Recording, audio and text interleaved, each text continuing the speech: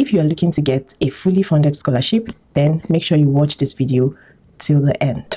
It's a story time about how I secured my fully funded scholarship from my home country in Nigeria to study on a full ride in the United Kingdom. My scholarship covered the full tuition, stipend, and international travel expenses for a fully funded master's degree in finance.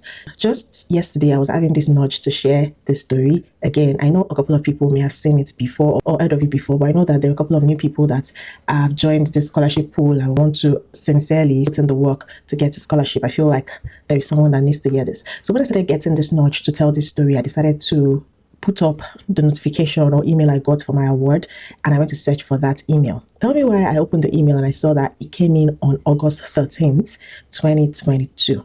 And today makes it exactly 4 years. To be honest, when I was getting this nudge, I didn't remember that today was going to be the 4th year anniversary of me getting my award. But I think I was just getting that nudge yesterday because I needed to make this video. Okay, so I'm going to backtrack to when I got my scholarship and some few years back before then, the story and how it eventually became a reality. Let's rewind to 2022 and a little bit back to about 2016 when I graduated. I have always wanted to get a fully funded scholarship. I've always wanted to study abroad. And of course, even if I knew that there was a possibility that I could have been able to raise the fund one way or another, it would not have been possible without me either wasting so much time trying to raise the fund or trying to get a loan from family and friends, or all I'm saying is it would have been more difficult to fund my study abroad dream. Applying for scholarships then became one of my priorities. I had a first class in accounting and I got chartered the next year because I'd started my professional exams from when I was in school. I went for my NYC in 2017 and then I decided to get a job after NYC. I started working in a bank in 2018, April to be precise. Most people will say, yeah, I've gotten a dream job, right? I could just stay there, become a manager, even though it would be a really slow growth, because those of you that have worked in the bank will understand what I'm talking about, right? I was an ET in the bank, so it wasn't like I was coming in as an entry level. Eventually, when it was getting to 2020, 2022, I left the bank then and I decided that I really wanted to get serious with applying for scholarships. And then I decided to change my approach. I reached out to some people. That was a family member that connected me with someone that had gotten a couple of scholarships then. And then she was kind enough to connect me with someone else that had a group, an accountability group that was going to like coach us and, go through our essays. I put in so much effort in applying for the Shivani scholarship at that period. I think it was now 2021.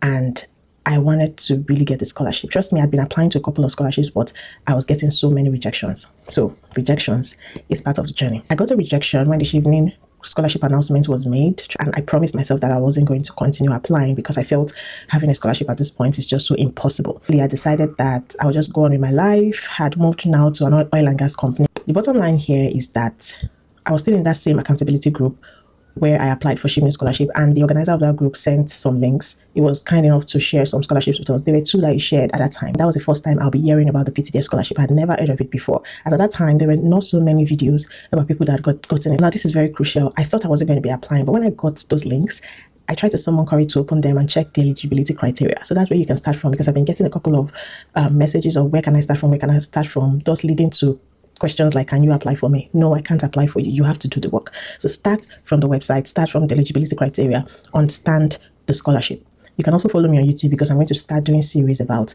how to just navigate some scholarships so that it's easier for you. So I did that. I checked the eligibility criteria. I said that, oh, the other scholarship, I didn't really meet all the criteria. But for PTDF, it was just one thing that was missing, which was like my local government certificate. And so I was putting it off. Like maybe it's one of those scholarships that I would not get, to be honest. But eventually, when it was really close to the deadline, I just decided to go get my certificate done because I was finding out how to get the local government certificate. I eventually got it, and on the last day I was still applying, trying to put my statement of purpose in place.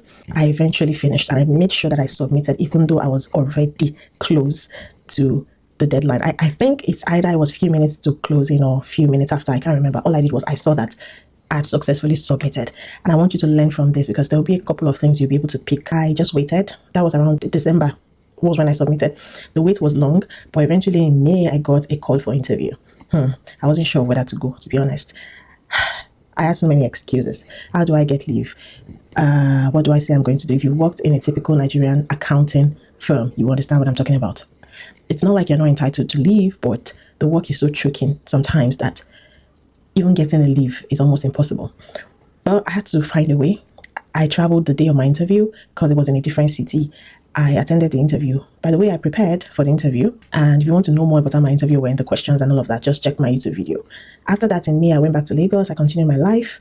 And on August 13th, close to midnight, I got this email that I'll be putting up on the screen. Today is August 13th. And since August 13th of 2022, a lot has changed in my life. I'm not saying I'm where I want to be. There's still a lot of growth going on, a lot of figuring out going on.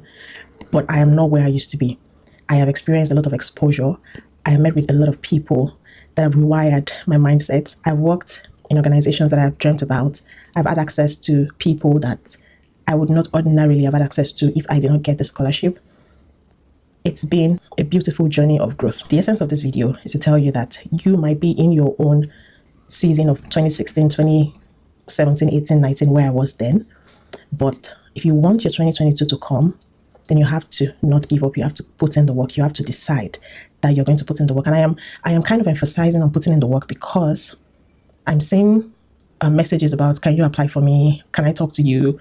If you're not ready to put in the work, I don't see how you want to go and convince people in the interview, right? Convince a panel in the interview. You need to start from somewhere. You need to make up your mind. You need to get your document ready.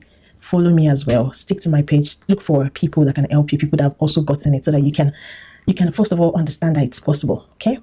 And finally, I think one other thing I'll be talking about is make sure you build your profile. If you're still in school, make sure you have an excellent grade, except it's no longer possible. You have lesser work to do if you have, laid that foundation of having a good grade. Apart from grade, work on your volunteering, work on your publications. I had volunteering experiences and I put that in my statement of purpose. If you're not getting positive feedback from your application, maybe it's because you have not been able to show them what impact you're making. So think impact, think project, think volunteering, think grades, think publication, think experience. Yeah. Like I said, I was working in an oil and gas company, so I use that as well. So your story is unique. So you have to find a way to make sure that you're finding a scholarship that wants your story. There are different lessons from here. Number one, make sure that you're not doing the journey on your own. Look for people that have done it. Number two, even when you're discouraged, try to pick up yourself again and try. Keep trying. One more push, one more push, one more push. I've gotten several rejections, but that spirit of trying again is what brought me to where I am. So I've spoken a lot.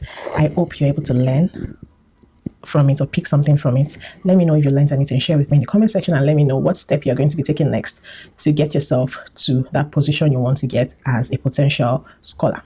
And I'll see you in another video. Bye.